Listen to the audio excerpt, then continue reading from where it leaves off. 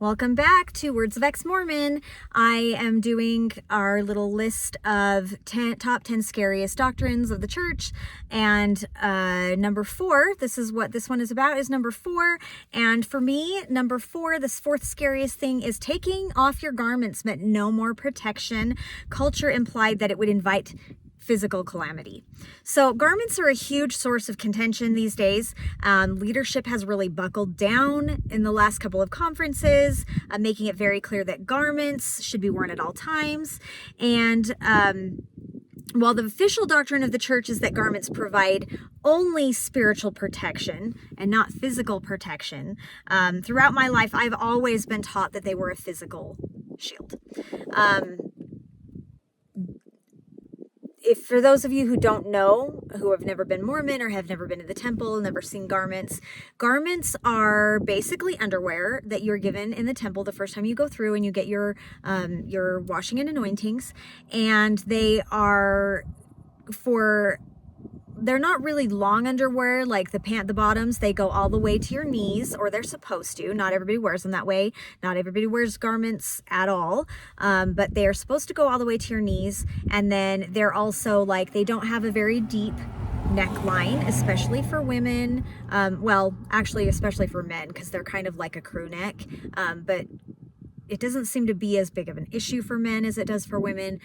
But for women, it kind of comes down a little bit lower. And then they say they're capped sleeves, but they are not anywhere near capped sleeves. I'm a very petite person. I'm very short. I'm very small. And so I couldn't ever wear anything that wasn't like a full-blown t-shirt length at least. So it's not capped sleeves. Anyway, they're very, very covering.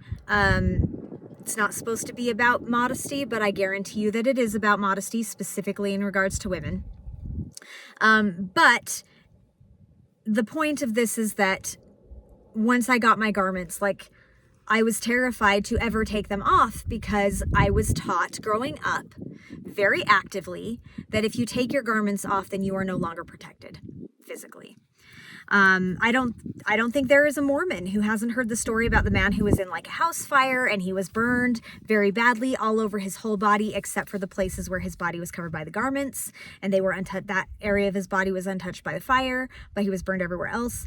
I couldn't find a specific talk where this was mentioned, but Reddit is full of all kinds of conversations where people knew somebody who was physically saved from injury or murder or something because of the garments.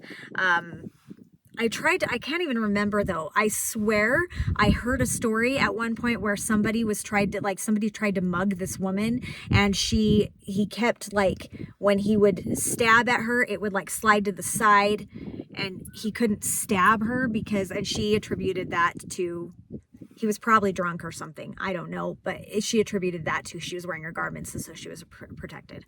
My own patriarchal blessing tells me that I should not go without my garments because they will prove to be a protection for me physically as I travel. So needless to say, I was very scared to take off my garments, and I wore them for a lot longer than I wanted to, because I was so scared that I'd be in a car accident or something, and that I would die. So what are your thoughts about the garments situation and their protection of you? If you'd like to leave me a comment and share any really weird, spooky kind of experiences that your garments saved your life, or you've heard that or whatever, or, how do you feel about this? What were you taught? Please leave a comment. You can also send me an email if you'd prefer to be anonymous. I'm happy to receive those and protect your anonymity. I want to hear what you have to say about number 4 there, wearing your garments, and please come back in a few minutes and see number 3 on our list.